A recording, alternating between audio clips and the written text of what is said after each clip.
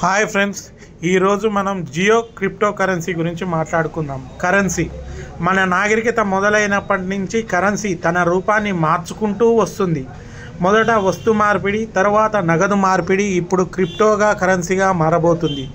మనకు తెలుసు క్రిప్టో కరెన్సీలో బిట్కాయిన్ ఎంతో పెను సంచలనం సృష్టించిందో. బిట్కాయిన్ మొదట ఫ్రీగా ఎర్న్ చేశారు, కానీ ఇప్పుడు దాని విలువ 1 కోటి రూపాయలు దాటింది. బిట్కాయిన్ గురించి ఇక్కడ ఒక తమాషా విషయం ఉంది. ఒకతను బిట్కాయిన్ 3000 ఫ్రీగా ఎర్న్ చేసుకోవడం జరిగింది. అతను ఒకరోజు హోటల్కు వెళ్ళి 3 బర్గర్లను ఆర్డర్ ఇచ్చి అవి తిన్న తర్వాత వాటికి సరిపడా అమౌంట్ లేకపోతే ఆ రెస్టారెంట్ వాళ్ళకి ఆ 3000 బిట్కాయిన్స్ను ఫ్రీగా ఇచ్చాడు. ఇప్పుడు దాని విలువ 3000 కోట్లు. ఆ వీడియో యూట్యూబ్లో సెర్చ్ చేయవచ్చు. ఇప్పుడు అతను ఎంత బాధపడుతున్నాడో కూడా ఆ వీడియో యూట్యూబ్లో ఉంది.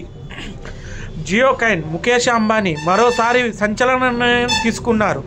రిలయన్స్ జియోతో దేశీయ టెలికాం మార్కెట్లో ఇప్పటికే సునామీ సృష్టించిన అంబానీ ఇప్పుడు క్రిప్టో కరెన్సీని మార్కెట్లో కూడా అడకబెట్టబోతున్నాడు. అసలే అపర కుబేరుడు, అందులోనూ సూపర్ స్ట్రాటజీ బిజినెస్ మ్యాన్గా కితాబ్ అందుకున్నారు. అటువంటి అంబానీ నేతృత్వంలోని జియో కాయిన్ మార్కెట్లో అడుగుపెట్టబోతుంది. అంటే దానిపై అంచనాలు ఆకాశంలో ఉండడం సహజమే అంటున్నారు. ప్రపంచ ప్రసిద్ధి చెందిన బిట్కాయిన్ మాదిరిగా అంబానీ కూడా జియో కాయిన్ను తీసుకువచ్చారు. ఇదేదో ఆషామాషిగా తీసుకువచ్చారు అనుకోకండి.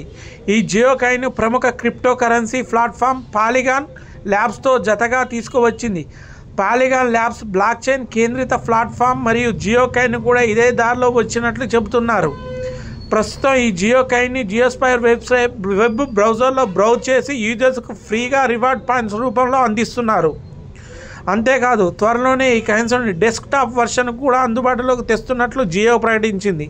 అయితే త్వరలోనే ఈ జియో యొక్క అన్ని యాప్స్ మరియు ప్లాట్ఫామ్పై ఈ జియో కాయిన్స్ అందుబాటులోకి వచ్చే అవకాశం ఉందని నిపుణులు చెబుతున్నారు. ఇదే కనుక నిజమైతే జియో కాయిన్ ఇండియా మార్కెట్లో చాలా వేగంగా పుంజుకునే అవకాశం ఉంటుంది.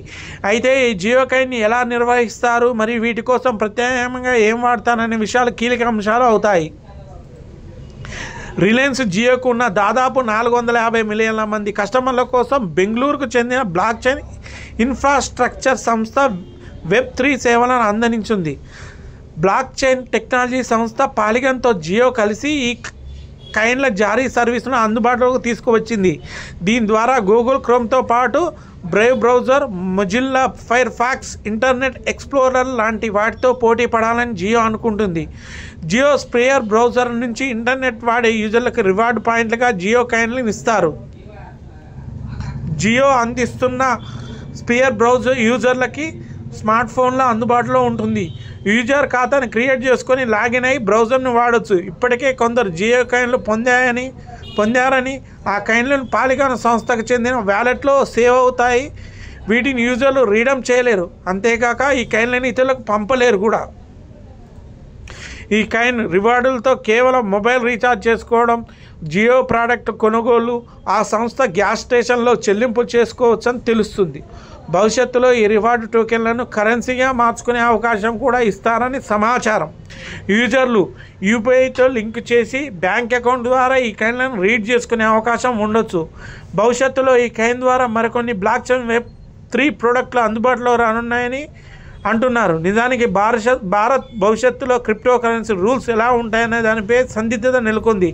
అయినప్పటికీ ఈ సమయంలో జియో కాయిన్ తీసుకురావడం గమనార్హం.